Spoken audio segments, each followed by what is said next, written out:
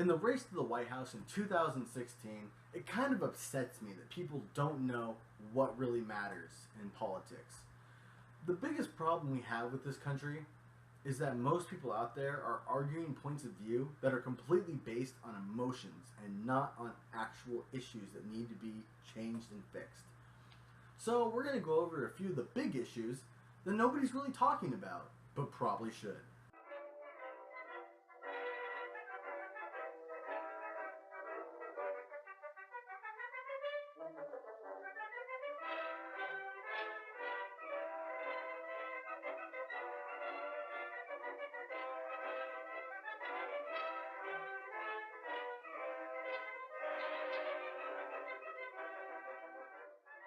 Job quality and unemployment. These two things go hand in hand. A lot of people like to talk about the living wage. Living wage does not help necessarily fix the problem. And here's why. If you're making, let's say, $10 an hour now, and so they bump up the living wage to $20 an hour. Over the period of the next couple of years, the living wage being $20 an hour is going to balance with the whole economy. So at first, yes, you're making a little bit more money.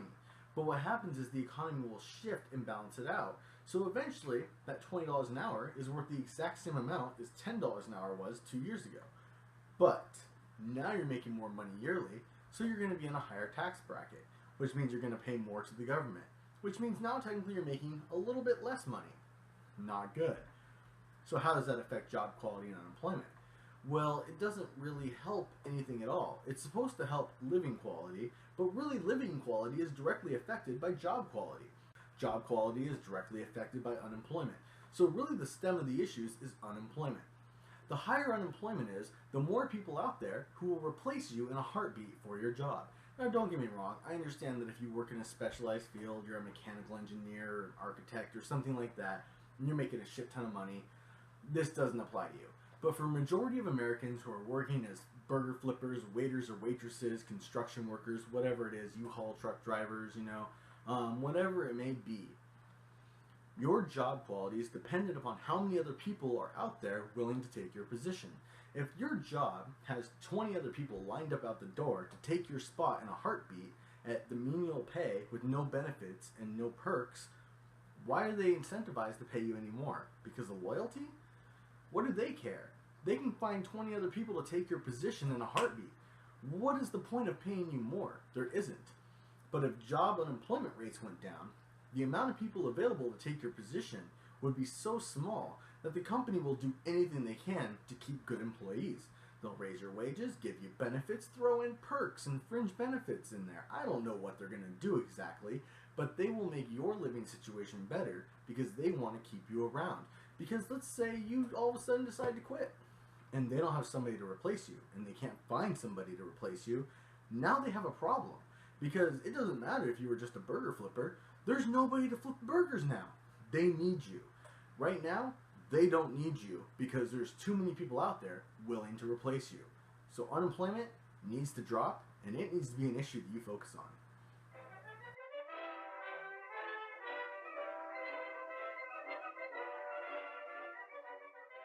Growth percentage, taxation, and import and export trade. These three things all kind of go hand in hand. And yes, we've heard them talk a little bit about one specifically or the other. There's a couple of things that are talked about more than the third. But these things all go together and people don't realize that. Our country's growth percentage is based upon how much our country is growing in economic structure. Trust me, it's a good thing to go up. Right now, our percentage of growth is extremely minor, very, very small.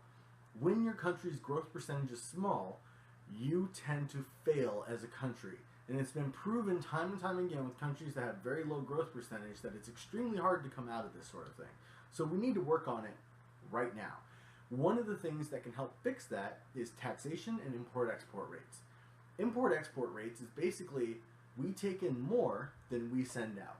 Countries want our products less than we want other countries' products. Now, it's not all one country, although there is a ton of made in China stickers, and of course we get a ton of stuff from Mexico, That kind of stuff happens, and I understand that. We're going to trade with other countries. It's going to happen. I mean, it's good for our economy.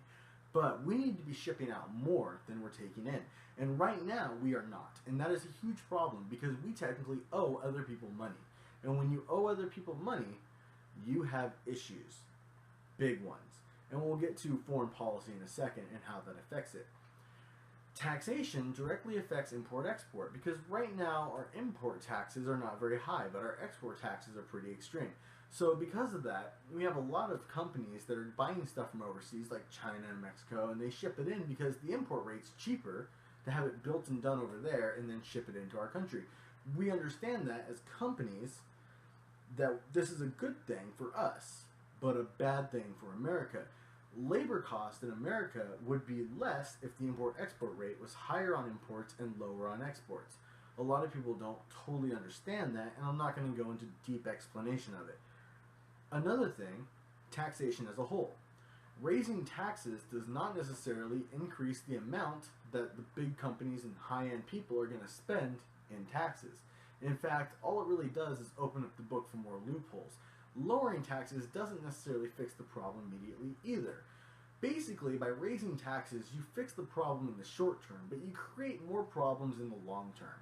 By raising taxes, what you do is you're going to eventually have people figuring out a way to impose these taxes on the consumers. Us. We're going to end up paying them. Don't believe me? Think of sales tax. Sales tax is not a tax that is necessary to be paid by the consumer. But when you go to a store in a state that has sales tax, and you're paying $10 for an object, let's say the sales tax is 10%, you scan it through the scanner, it says $10, and then they tack on $1 as sales tax. Everywhere you go does this, so you just assume that as a consumer you pay that tax. When you get home, you've now paid $11 for that $10 product. Now, companies are going to impose it one way or another. In a state that doesn't have sales tax, they might just raise the product's price to 11 bucks. You know, because there's a net profit tax on that state. Whatever it may be, you know, they don't call it a sales tax, it's a net profit tax. So the company decides to charge you $11 versus $10 for the same product. One way or another, the consumer's paying for the taxes. By raising taxes in corporations, they're going to find a way to make us as consumers pay it. One way or another, they're going to figure it out. They're smarter than we are because they work in huge conglomerate groups to make something happen.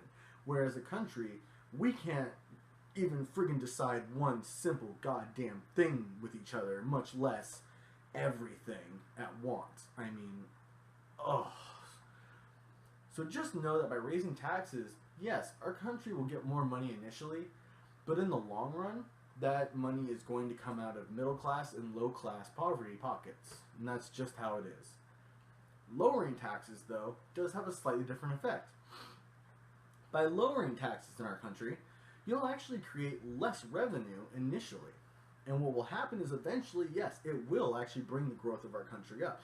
Eventually, it will bring profit margins and corporations back in, labor coming back in, which could help unemployment, which obviously I'm really big on unemployment, so that's great. Lowering taxes sounds amazing. It does have a flaw. Initially, the revenue coming in from lower taxes is going to be less. And that's where you always hear these studies and statistics, because it's going to decrease the amount of money coming into our country and being distributed. Now, that's a problem, because nobody really has a plan to account for that loss of revenue. There's no real way to balance that particular part. So if you're doing it for the short-term run, raising taxes is a good thing. If you're looking more towards the long term, lowering taxes is the good thing. Yeah, they both got their own... It's good and bad. I think most people generally think long-term's a better solution, but, you know, that moves us over to foreign policy.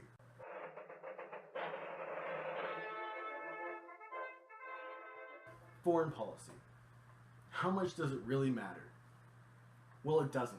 The fact of the matter is the rest of the world already thinks of us as a joke. And you can argue it's because of this candidate, and you can argue it's because of this candidate, but it's not. It's because of all of us as a whole. We don't stand united. We don't stand together with a common goal that we work towards and achieve. And because of that, our country has achieved very little. With a low economic growth rate, with more imports than exports, and with pretty bad treaties over the last few years, our country is not doing well. The rest of the world sees it, and they're kind of laughing about it. We can fix it. We can work together and fix this problem. And it all starts with the little stuff. It all starts with the little stuff. Support America. We're the country that you live in. We're the country that matters. Thank you for watching Race to the White House and What Really Matters. If you liked the video, give it a thumbs up. If you want to see the new videos as they come out, subscribe. I'm going to be bringing out more videos that will talk about individual topics and how I feel about certain things. I'm going to try and keep it objective. I'm not trying to specifically focus on one person, but I want everybody to make an informed and educated choice come this election. Thank you for watching. Have a great day.